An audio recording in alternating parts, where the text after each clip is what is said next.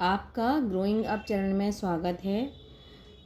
आज मैं आपको अंडरस्टैंडिंग दी सेल्फ जो आपका 403 बीएड में पेपर चल रहा है उसके बारे में कुछ मुझे थ्योरी मैटर मिला है और मैं आज उसके बारे में कुछ आपको बताना चाहती हूँ, जिससे कि बहुत से बच्चे परेशान हैं इस मैटर को लेके कि ये हमें मैटर नहीं मिल रहा है। तो कुछ मैंने कहीं से सर्च करके और नेट पे से तो बहुत ज़्यादा मुश्किल से ये जो भी मुझे प्राप्त हुआ है, मेरा मन किया कि मैं आप तक ये चीज़ पहुंचा दूं। ठीक, अब इसमें आज हम पढ़ेंगे कि स्व व आत्मन की अवधारणा और इन दो अंतर क्या होता है, इसमें निहित प्रत्यय क्या है, इसमें आत्म जागरूकता किसे कहते हैं, स्व अवधारणा होती क्या है और आत्मसम्मान किसे कहते हैं। तो इस चीज़ों को मैं थोड़ा सा धीरे धीरे बताऊंगी। और थ्योरी पार्ट में क्या होता है कि हमें कुछ चीज़ें ऑब्जेक्टिव क्वेश्चन आने पर थ्योरी पार्ट में हमें जब तक कंसेप्ट हमारा क्लियर नहीं होता तो दिक्कतें आती हैं। यदि कंसेप्ट हमारा क्लियर है तो वो दिक्कतें दूर हो जाती हैं। तो मेरा आपसे अनुरोध है कि आप थोड़ा जो भी आपको मैटर्स में समझ में आए, कृपया इस वीडियो को पूरा देखें, बीच में ना छोड़ें। ठीक है, तो चलो शुरुआत करते हैं कि सबसे पहले हम पढ़ेंगे स्व या आत्मन की अवधारणा। ठीक है, तो स्व या आत्मन की अवधारणा होती क्या है। ठीक है, तो इसके बारे में सबसे पहले वर्णन जो किया है वो रोजर्स ने किया है और रोजर्स के द्वारा आत्मन को बताया गया है कि आत्मन होता क्या है। तो देखिए कि आत्मन रोजर्स ने माना है कि धीरे धीरे जो हमारे अनुभव होते हैं ना लाइफ के, वो हमारे अनुभव होते हैं, वो अनुभव के आधार पर हमारे क्षेत्र अलग अलग बन जाते हैं।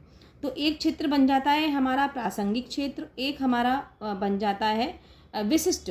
तो जो विशिष्ट और प्रासंगिक जो क्षेत्र बन जाते हैं, इसी भाग को रोजर्स ने जो है आत्मन की संज्ञा दी है। ठीक है, लेकिन हम और इसी कंसेप्ट को क्लियर करते हैं कि रोजर्स आखिर बात क्या कहना चाहते हैं कि आत्मन यानी कि आत्म या स्व होता क्या है। ठीक, तो देखिए कि रोजर्स के अनुसार कि आत्मन कोई एक अलग बीमा या क्षेत्र नहीं है, ना ही अलग से व्याप्त कोई विशिष्ट तत्व है, अपति आत्मन से आशय क्या है, संपूर्ण प्राणी से। ठीक है, तो ये कंसेप्ट आपका क्लियर हो गया कि क्या माना है, संपूर्ण प्राणी से।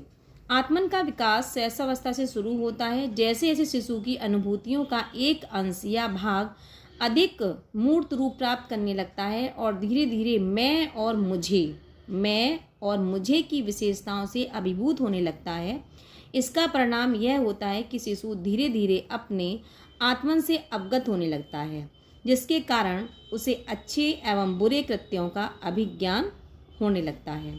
उसे सुखद व दुखद अनुभूतियों के अंतर का प्रत्यक्षण होने लगता है एवं वह आत्मनिर्धारित किसी कसौटी के आधार पर अपनी अनुभूतियों के औचित्य की तर्क संगत परख करना प्रारंभ कर देता है। जैसे मैं कैसा हूँ, मेरी क्या विशेषताएं हैं, दूसरे मुझको क्या समझते हैं आदि। जीवन के विविध रूपों से प्रति एक शिशु धीरे धीरे जो अवधारणाएं विकसित करता है, इन सब का एक संगठित और सुसंबद्ध रूप ही एक ऐसी संपूर्णता है जिसे स्व या आत्मन के नाम से अभिहित किया जाता है। आत्मन इंद्रियों की ग्रहणशीलता का ही मूलतः परिणाम है। इंद्रियों से होने वाला प्रत्यक्षीकरण ही संज्ञान के रूप में परिपक्व एवं विकसित होता है। ठीक है, तो ये बात आपको ध्यान रखनी है कि इंद्रियों से होने वाला प्रत्यक्षीकरण ही संज्ञान के रूप में परिपक्व एवं विकसित होता है। आगे देखते हैं कि मनोवैज्ञानिक कार्ल रोजर्स और इब्राहिम मास्लो आत्म अवधारणा की धारणा को सुव्यवस्थित व्याख्यात करने के लिए जाने जाते हैं। रोजर्स के अनुसार प्रत्येक व्यक्ति एक आदर्श स्व तक पहुंचने के लिए प्रयासरत रहता है। आदर्श स्व वह जिसे व्यक्ति या कोई समाज पूर्ण रूप से स्वीकार एवं अपेक्षित समझता है। आदर्श क्या है, आदर्श स्व क्या है कि जिसे समाज के द्वारा उस व्यक्ति का स्वीकारा जाए। ठीक है, उस व्यक्ति को पूर्ण रूप से स्वीकार कर लिया जाए। जॉन टर्नर द्वारा विकसित आत्म वर्गीकरण सिद्धांत के अनुसार आत्म अवधारणा में कम से कम 2 स्तर निहित होते हैं। ये क्वेश्चन आ सकता है कि जॉन टर्नर ने आत्म वर्गीकरण सिद्धांत के अनुसार आत्म अवधारणा के कितने स्तर माने हैं। तो 2 माने हैं। एक होता है व्यक्तिगत पहचान, दूसरा होता है सामाजिक पहचान।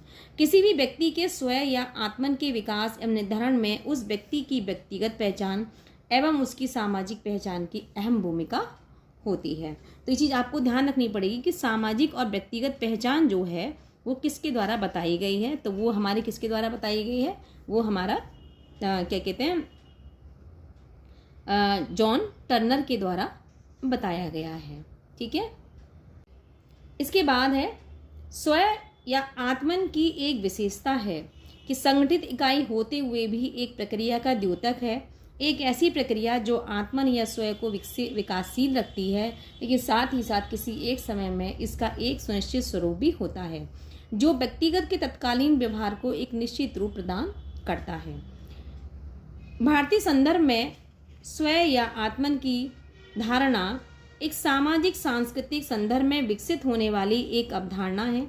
भारतीय सामाजिक सांस्कृतिक परिवेश में निरंतरता, लोचशीलता एवं परिवर्तनशीलता आदि गुण पाए जाते हैं। प्राचीन वैदिक कालीन ऋचाएँ, संहिताओं, सूत्रों, कर्मकांड, महाकाव्यों के चरित्र अभी भी जनमानस की चेतना का गहनतम अंग है। इसके बाद है महर्षि अरविंद के शैक्षिक चिंतन वास्तव में उनके जीवन या आध्यात्मिक दर्शन की देन है। उन्होंने मानव समाज के विकास एवं कल्याण के लिए आध्यात्मिक विकास का मार्ग प्रशस्त किया। मानवीय विकास से उनका अभिप्राय मानव कल्याण की भावना से था। उनका दर्शन, अभी आपको ध्यान रखना है कि महर्षि अरविंद ने क्या विचार दिए हैं। ठीक, उनका दर्शन अध्यात्म, ब्रह्मचार्य, योग पर आधारित है। मानवीय विकास की पूर्णता की प्राप्ति के लिए स्वयं या आत्मन का विकास आवश्यक माना। व्यक्ति के स्वयं या आत्मन विकास से उनका अभिप्राय व्यक्ति के मन और आत्मा की शक्तियों के सर्वांगीण विकास और समग्र विकास से है। व्यक्ति को मुक्त एवं स्वच्छंद वातावरण प्राप्त होने पर उसके स्वयं का संभाव्य एवं उच्चतम विकास हो सकता है। महर्षि अरविंद ने समग्र रूप से स्वयं को भौतिक,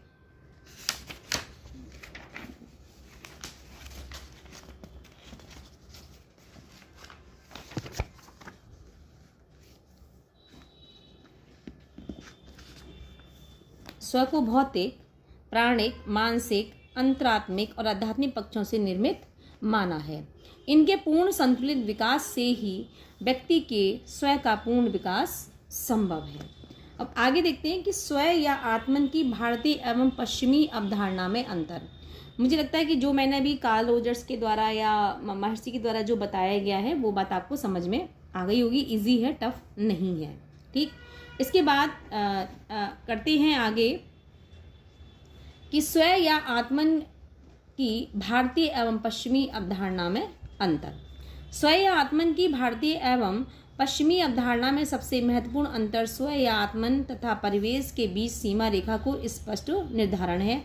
पश्चिमी मानस में ये सीमांकन लगभग अपरिवर्तित तथा दृढ़ है, जबकि भारतीय जनमानस में यह अवधारणा लगातार परिवर्तनशील सीमा रेखाओं से नियंत्रित एवं निर्देशित होता है।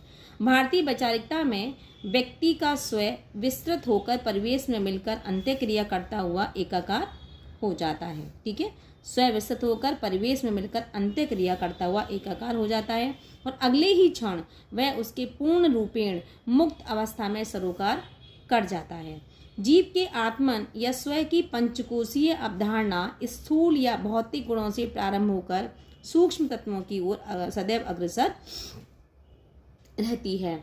इस प्रकार यह एक श्रेणीबद्ध अनुक्रम में संगठित हो पूर्णता को प्राप्त करती है। ठीक, तो ये हमारा क्या है, स्वयं या आत्मन की भारतीय एवं पश्चिमी अवधारणा में अंतर, यानी कि स्वयं के द्वारा क्या था और भारतीय अवधारणा के द्वारा क्या था। तो स्वयं के द्वारा क्या था, स्वयं क्या करती थी, पश्चिमी मानस क्या था, सीमांकन लगभग अपरिवर्तनशील या दृढ़ है। ठीक है, मतलब रेखा को स्पष्ट करना है, स्पष्ट निर्धारण है इसमें। पश्चिमी मानस में ये लोग क्या करते थे कि जो भी चीज़ है उस वो अपरिवर्तनीय मानते थे। वो कहते थे कि जो भी चीज़ है वो हमारा दृढ़ है, मतलब उसको हम परिवर्तन नहीं मानेंगे। लेकिन भारतीय जनमानस क्या करता है कि सीमा रेखाओं को नियंत्रित एवं निर्देशित होता है, इसके साथ साथ वह विस्तृत होकर परिवेश में मिलकर अंत्यक्रिया करता हुआ एकाकार हो जाता है। ठीक, तो ये हमारा क्या है, और उसके साथ साथ ही क्या होता है कि पंचकोशीय अवधारणा स्थूल या भौतिक गुणों से प्रारंभ होकर सूक्ष्म तत्वों की ओर अग्रसर होती है। इसे एक प्रकार श्रेणीबद्ध अनुक्रम में संगठित हो पूर्णता को प्राप्त करती है। इसके बाद आगे आता है स्वयं या आत्मन की अवधारणा में निहित प्रत्यय। पाश्चात्य दार्शनिक देकार्ते का यह कथन अत्यंत प्रसिद्ध है, मैं सोचता हूँ इसलिए मैं हूँ। ये लाइन आ सकती है कि किसने कही है, तो दार्शनिक देकार्ते ने यह कथन कहा है, मैं सोचता हूँ इसलिए मैं हूँ। इस कथन के विपरीत दार्शनिकों का कहना है कि प्रश्न फिर भी वहीं रह जाता है कि मैं कौन हूँ।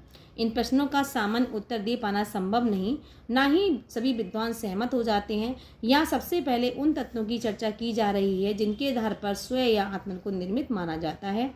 स्वयं या आत्मन के आधार पर इससे संयोजित कुछ घटकों को अत्यंत महत्वपूर्ण माना जाता है और यही आत्मन के विकास में अहम भूमिका निर्वाह करते हैं।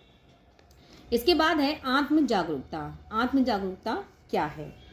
आत्म जागरूकता को स्वयं से बाहर स्वयं को अभिव्यक्त करने की क्षमता के रूप में परिभाषित किया जा सकता है। ठीक है, स्वयं से बाहर स्वयं को अभिव्यक्त करने की क्षमता के रूप में परिभाषित किया जाता है। किसको? आत्म जागरूकता को। ठीक, आत्म जागरूकता से आशय आसपास के वातावरणीय उद्दीपकों के प्रति मानसिक रूप से सचेतन रहने से है। यानी कि जो हमारे आसपास का वातावरण है और जो वहाँ पर जो उद्दीपक हैं, तो हम क्या है, हमें उनके बारे में चीज़ें पता होना चाहिए। हम मानसिक रूप से सचेत रहें उन चीज़ों के प्रति कि हमारे आसपास की जो घटनाएं हैं वो क्या क्या हो रही हैं।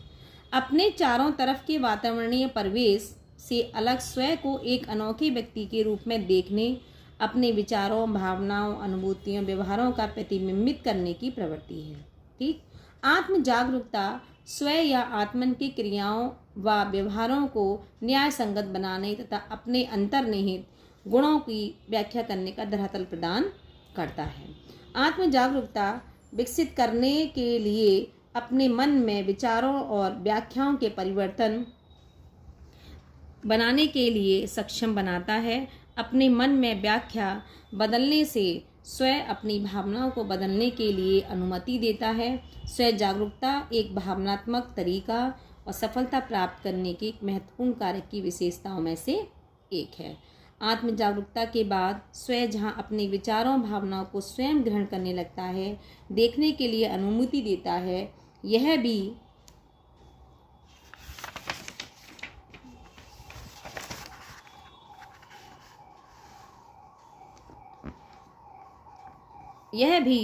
आप अपनी भावनाओं, व्यवहार और व्यक्तित्व के नियंत्रण को देखने की अनुमति देता है।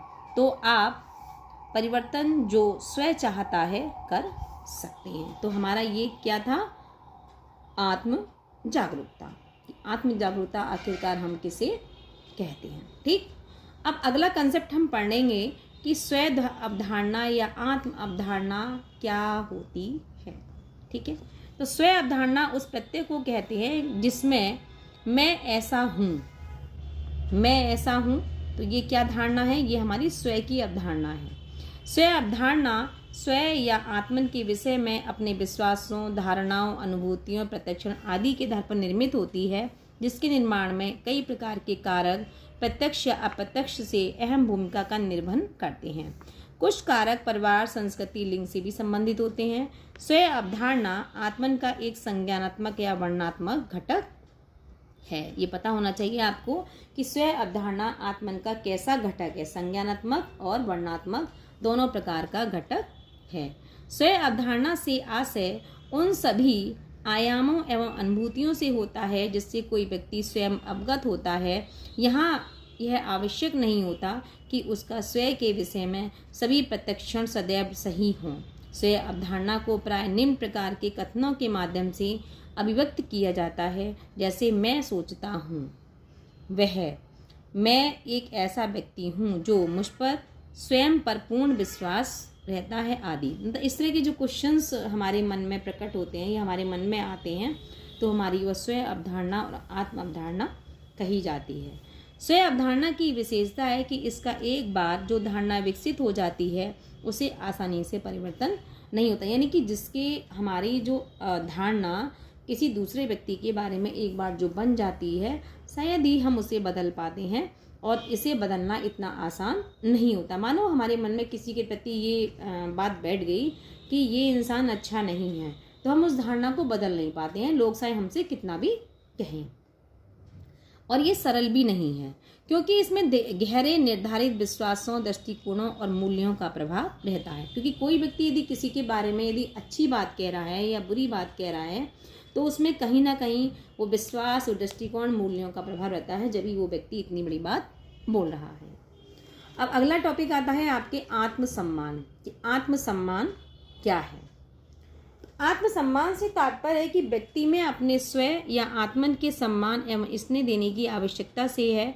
आत्मसम्मान की यह आवश्यकता व्यक्ति में अर्जित प्रकृति से होती है और व्यक्ति में यह विभिन्न प्रकार के क्रियाकलापों के संतोषजनक आत्म अनुभूतियों से उत्पन्न होती है। दूसरे शब्दों में, जब व्यक्ति को परिवार या समूह या समाज के महत्वपूर्ण व्यक्तियों के से मान सम्मान मिलता है, तो इसमें उसे सकारात्मक आत्मसम्मान की भावना या प्रेरणा की मजबूती हो जाती है। सीधी सी बात है ना, जब हमारा कोई आत्मसम्मान करता है या हमें कोई स्नेह देता है और हमारी जो क्रियाकलाप हैं उनका सम्मान करता है, तो हमें हमारे अंदर ही सकारात्मक आत्मसम्मान की भावना जागृत होती है। आत्मसम्मान का तादात्म्य व्यक्ति द्वारा स्वयं या आत्मन के निर्धारित उस मूल्य से होता है जिसे वह अपनी समग्र आयामी विश्लेषण के पश्चात स्वयं के लिए सुनिश्चित करता है।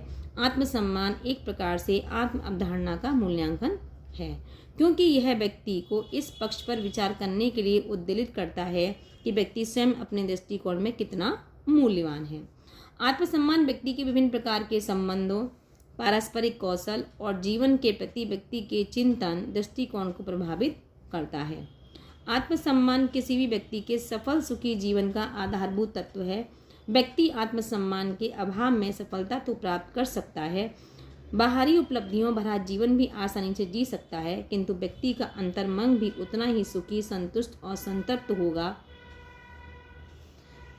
यह संभव नहीं है। ठीक है, तो आत्मसम्मान के अभाव में जीवन एक गंभीर अपूर्णता व रिक्तता से भरा रहता है।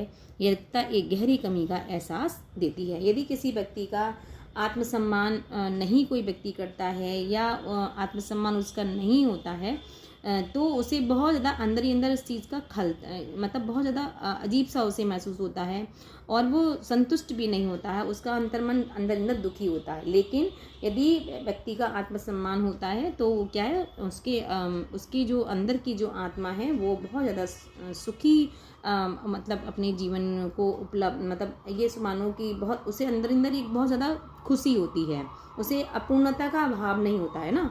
तो उसे ये लगता है कि मैं जो भी हूँ या जो मैं कर रहा हूँ वो बहुत अच्छा एक मेरा कार्य है। और यदि उसका आत्म सम्मान नहीं होता है या दो लोगों की तरफ सम्मान उसका नहीं किया जाता है, तो उसे एक गंभीर अपूर्णता का, एक रिक्तता से भरा हुआ एहसास होता है और वो कहीं ना कहीं उसे चोटता ही रहता है कि मेरे अंदर ऐसी क्या कमी है जिससे मेरा आत्मसम्मान कोई व्यक्ति नहीं करता है। ठीक है, इसमें 2-4 लाइनें और हैं, वो भी मैं आपको बता देती हूँ। इसके बाद आप देखिए कि इसके बाद है, थोड़ा सा ये छोटा है बहुत ज़्यादा। जीवन एक अनजानी रिक्तता, एक अज्ञात पीड़ा, असुरक्षा और अशांति से बेचैन रहता है। आत्मसम्मान का बाहरी उपलब्धियों और सफलताओं से बहुत अधिक लेना देना नहीं है। आत्मसम्मान व्यक्ति की स्वयं सहज स्वीकृति, स्वयं प्रेम, स्वयं विश्वास, स्वयं जागरूकता, स्वयं ज्ञान, स्वयं प्रत्यक्षण और स्वयं सम्मान की व्यक्तिगत अनुभूति है, जो दूसरों के प्रभावों से मुक्त होता है, अर्थात ये दूसरों की प्रशंसा, निंदा, मूल्यांकन आदि से स्वतंत्र है। वास्तव में आत्मसम्मान व्यक्ति का स्वयं दृष्टि में स्वयं का मूल्यांकन है और अपनी मौलिक अद्वितीय की आंतरिक समझ और इसकी गौरवपूर्ण अनुभूति है। वो जो बेचैन रहता है, जो अज्ञात पीड़ा से, असुरक्षा की शांति से जो बेचैन रहता है, लेकिन बाहरी उपलब्धियों और सफलताओं से इसका बहुत अधिक लेना देना नहीं होता। इसका लेना देना किससे है? उसकी आंतरिक उपलब्धियों से। ठीक है, कि वो कितना % अपने बारे में सोच रहा है, अपने स्वयं के बारे में सोच रहा है, अपने स्वयं की उपलब्धियों को वो कितना % देख रहा है।